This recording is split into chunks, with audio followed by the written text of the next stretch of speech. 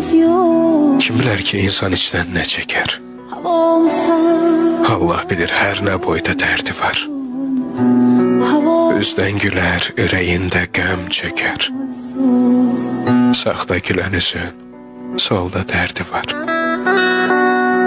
Sevinç, fərəh, qəm, qüssədə boğular. Aciz bəndə dərd kədərdən yorular.